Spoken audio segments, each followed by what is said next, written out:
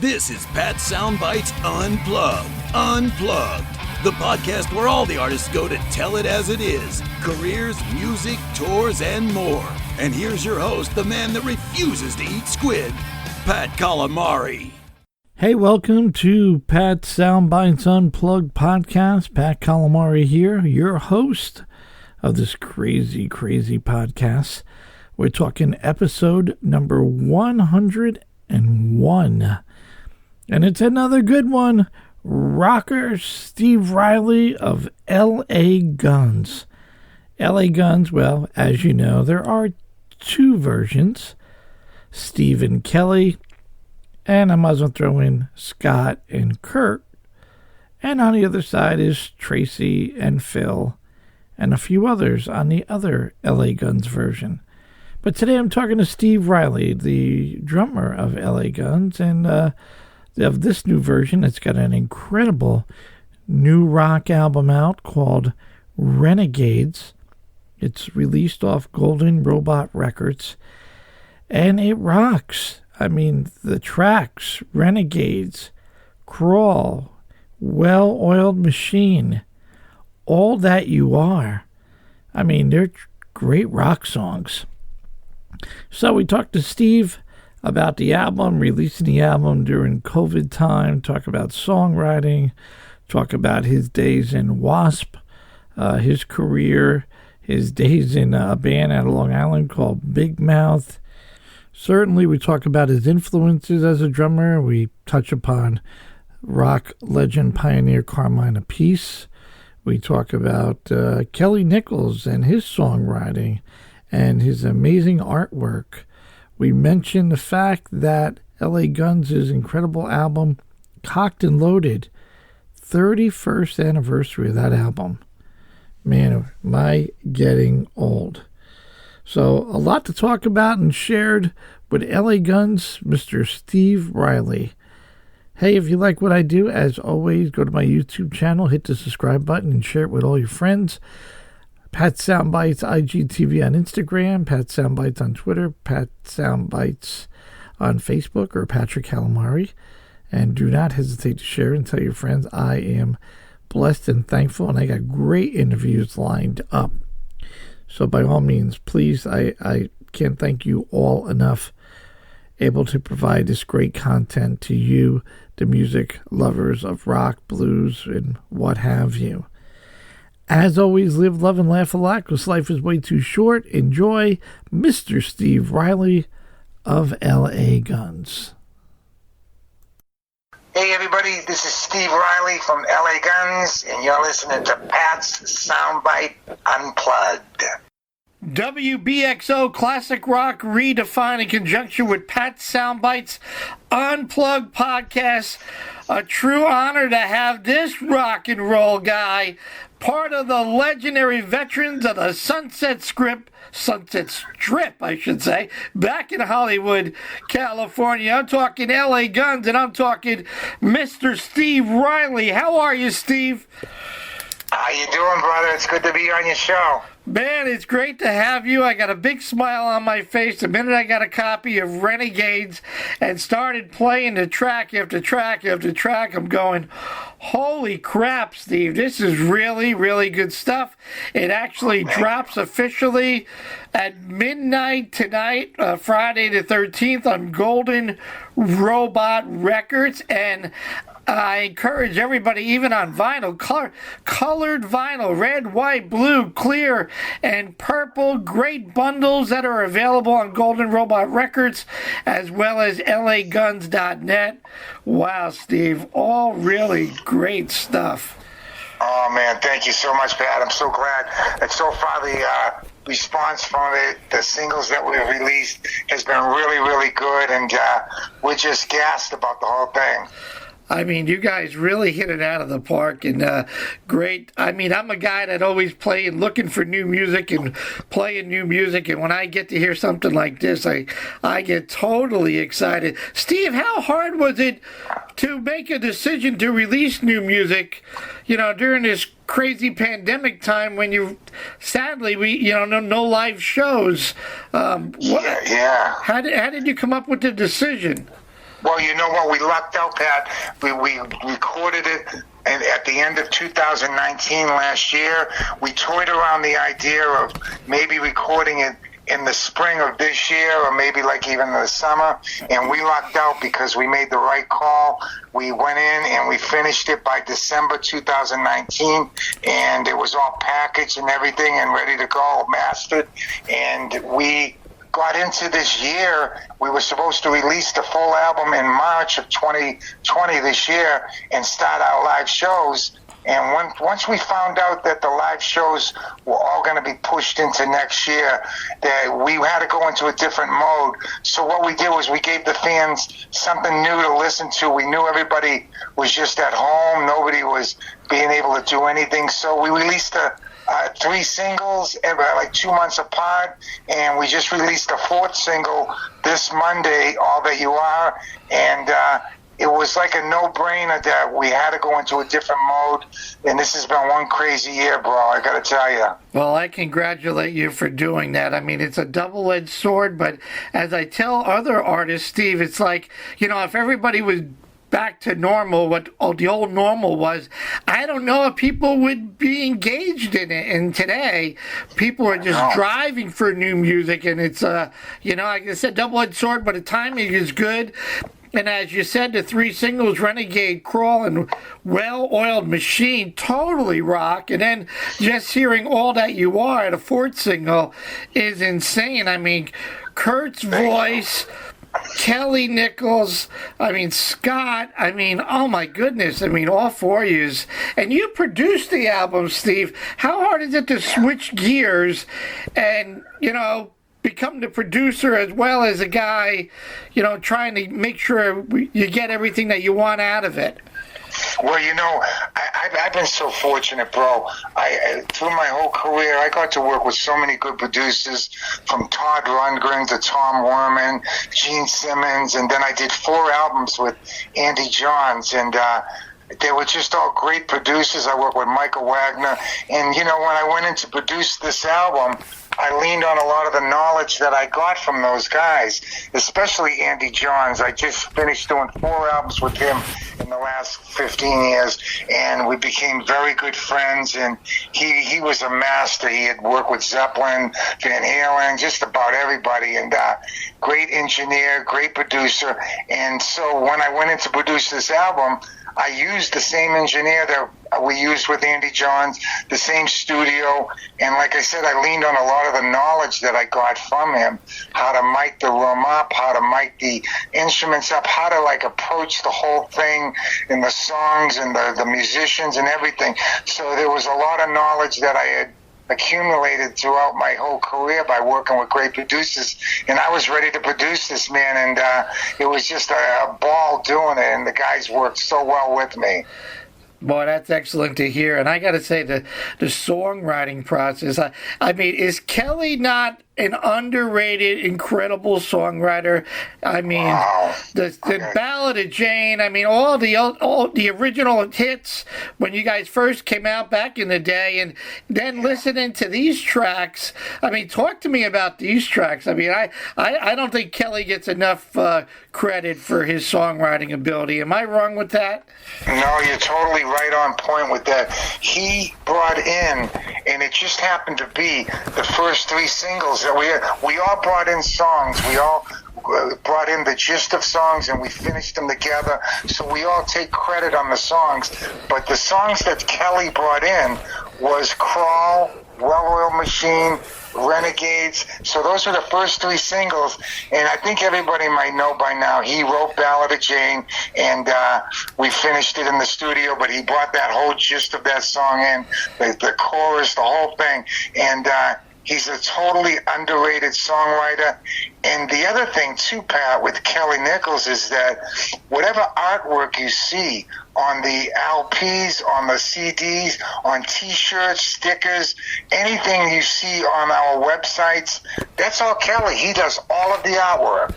That is... So Go ahead. Yeah, he's fantastic. It's great having him back. I mean, that is awesome, and that was one of the questions I had. I love the album cover, and it was one question I had: is it the goal that the cover kind of really reflects the music and the sound and tell the story of the content of the record? I think, would I be wrong with that? That you really want something that sticks out that the fans can relate to?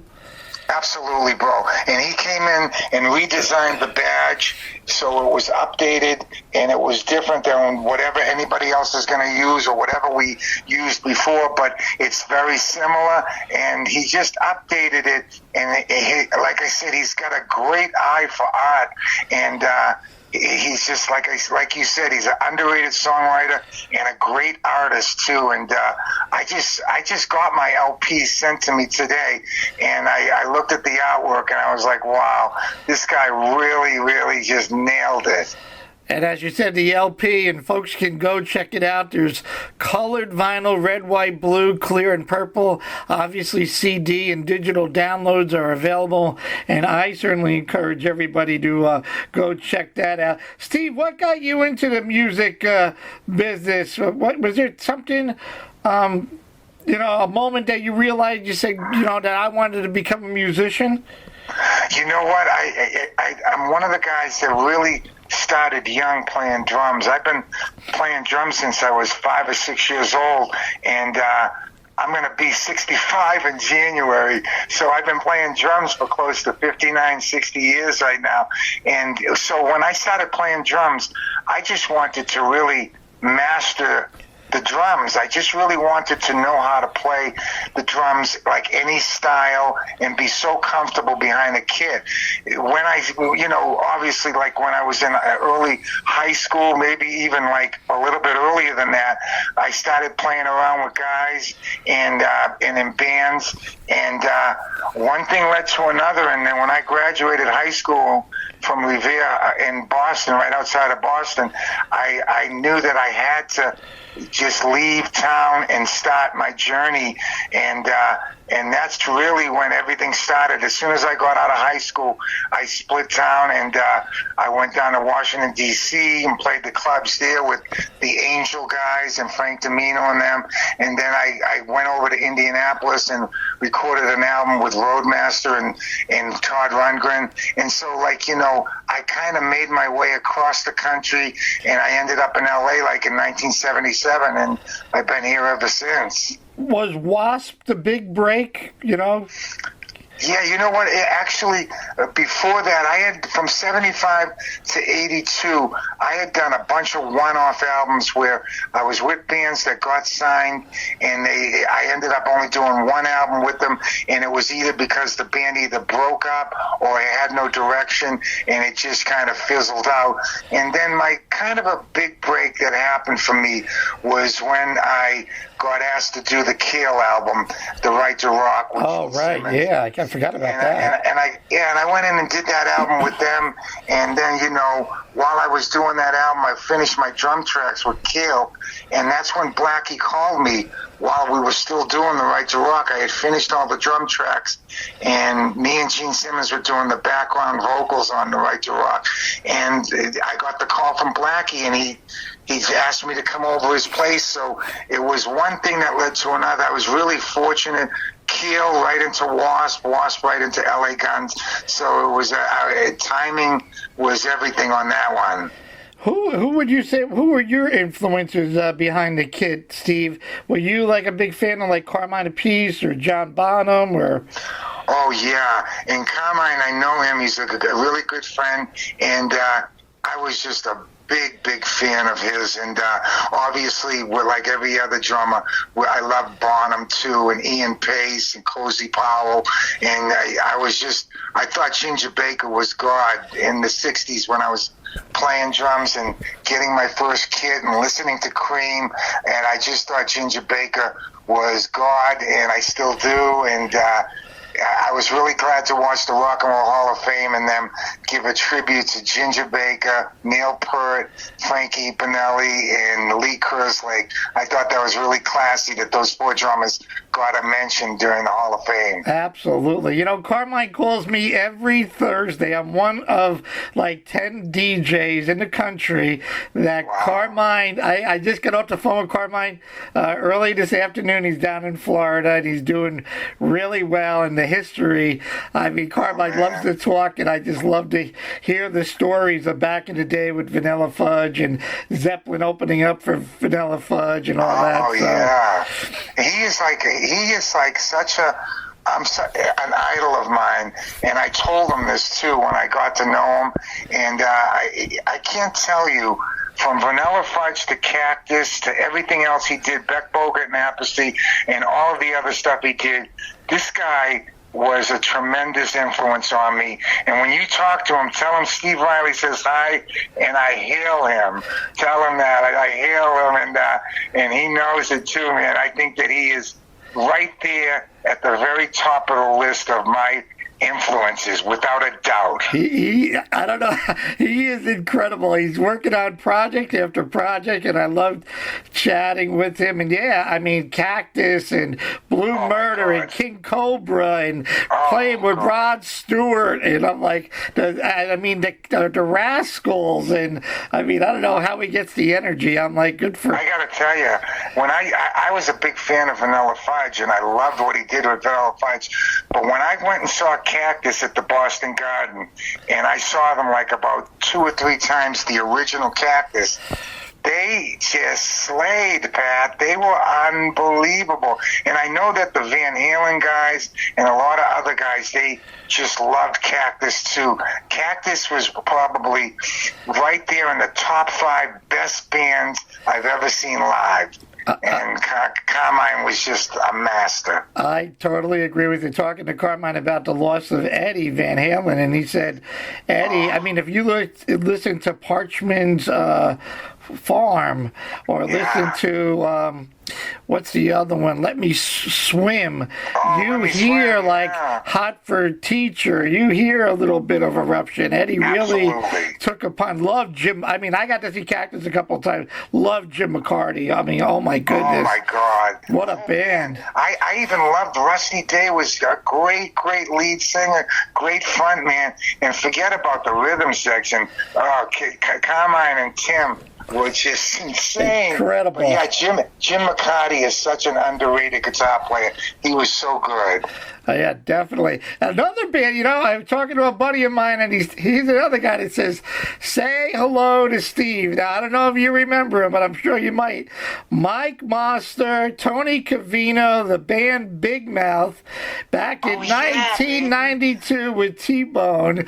And those guys, at least Mike and Tony, said, say hello to Steve. Steve played drums in our band Bigg Mouth. And I know, yeah. He said it was a blast. Oh, it was a blast doing that album with them. And those two guys are really, really cool guys, and great singer, great guitar player. And that band, I got to tell you, man, I thought that album really turned out really, really good. And it was just so much fun doing that with them. I loved playing on that album. I mean, You Got Me, American Girl, Morning After, really, really good stuff. I can't believe, I'm talking about getting old, Steve, 31 years of Cock and Loaded. I'm like, wow. Oh, I know, that's amazing. That's insane. And it's like, you know, the WASP stuff is even older, and the Kale stuff. And, you know, I got to play a couple of years with Steppenwolf, too, in the late 70s. And me and Frankie Bonelli were just really, really close. I replaced him in Steppenwolf, and then he replaced me in WASP, and we've been good friends since '77. And that guy will be sorely missed. He was a great drummer. He was a friend of everybody's. Nobody ever said anything bad about Frankie at all. No. Yeah, I mean, this year between Neil and Frankie and oh my God, it's like, geez, I don't even want to think about it anymore. But speaking of drumming, I mean, how do you take care of yourself? I mean, the physical exertion, you know, I mean, when live shows are playing. I mean, I always ask Carmen, I don't know how you guys do it.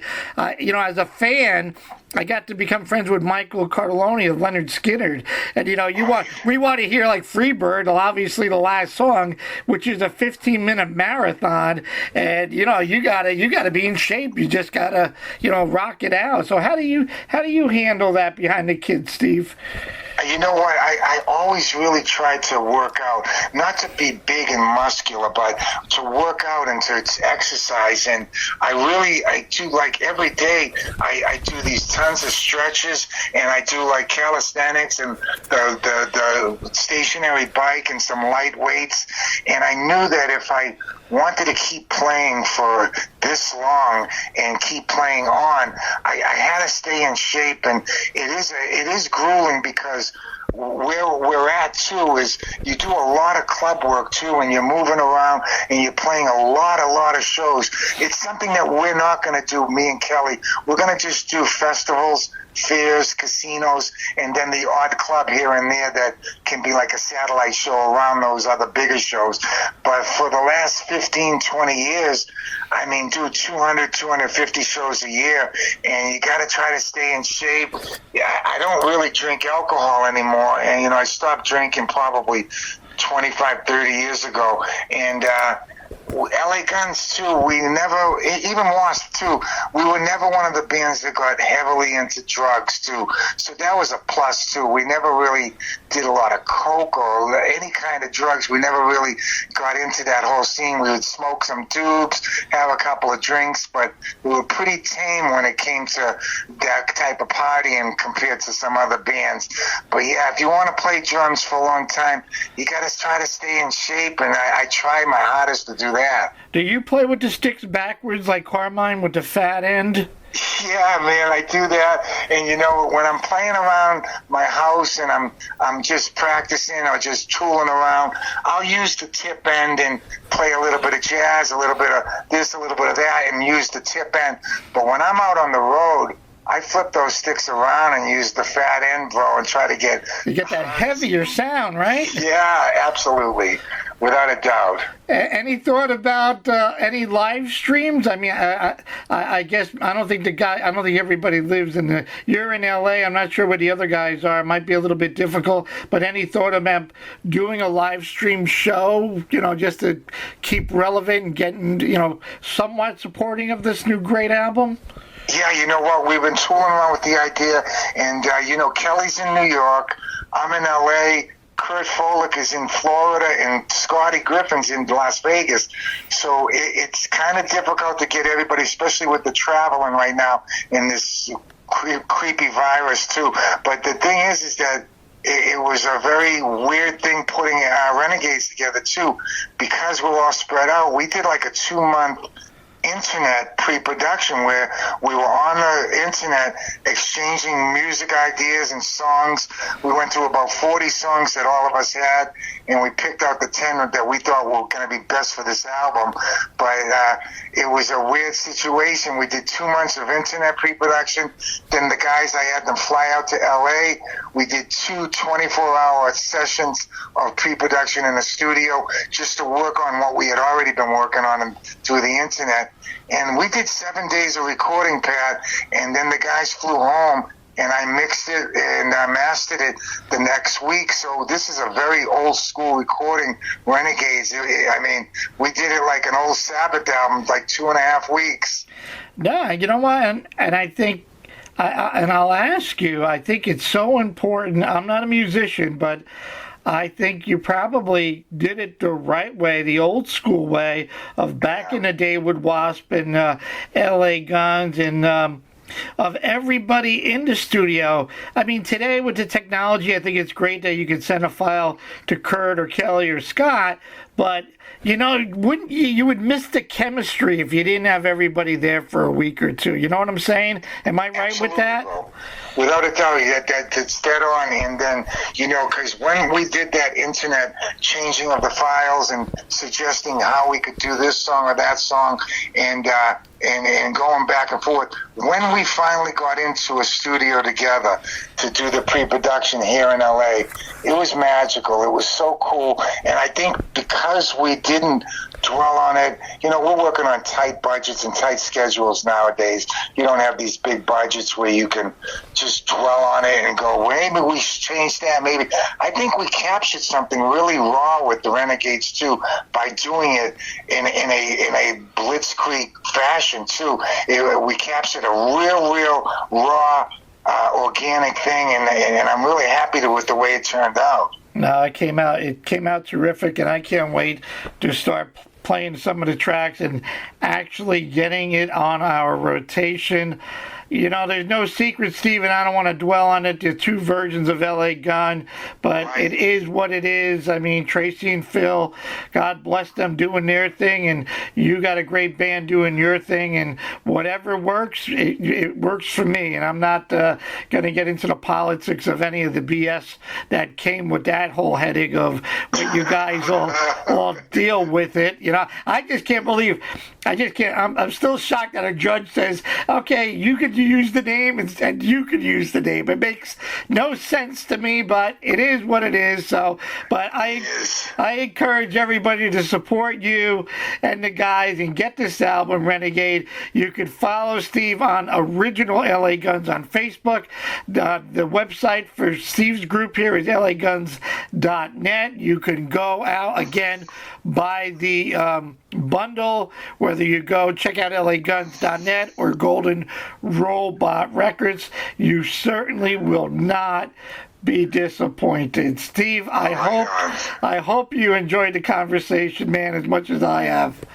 Oh, Pat, no, it's great talking to you, brother. And you're just an old school friend. And I just hope everything goes good with you and your family and you are safe. And just keep your fingers crossed. We got a really good schedule that starts in March of 2021. And we'll be coming up to that area. And I hope to see you, man, when we get out on the road. Dude, I will definitely be there. And let me share one more thing with you, Steve. I came up with an idea of 5 for it all. So I meet you or the guys before or after the show, and you roll 5 dice. And if you roll a 5 of a kind, totaling in 3 rolls, I play your entire album on my show. So from Alice Cooper to Billy Gibbons to Paul Rogers to Cheap Trick to Three Doors Down to everybody that's put out a new album, everybody wants to roll the dice, and it's been a blast. Definitely. I'm down for that big time. So I need you to roll the dice, brother. It takes about 40 seconds. We videotape it, and in 2.5 years, I will say Jesse Triplett from Collective Soul needed 3 4s on the last roll, and he got it. We were in New Jersey, and you thought we won the World Series, the Super Bowl, and the Stanley Cup. Champagne flying. We were going crazy. And then I got to see the guys in Long Island, and I gave Jesse a shadow box with a gold record, being the first one to actually get 5 of a kind. And I played Collective Soul's latest album, which is a great album, Blood, on my radio show. So we look forward to you, Kelly, Scott, and Kirk to roll the dice, Steve. Oh, I can't wait. I'm down for that big time, brother.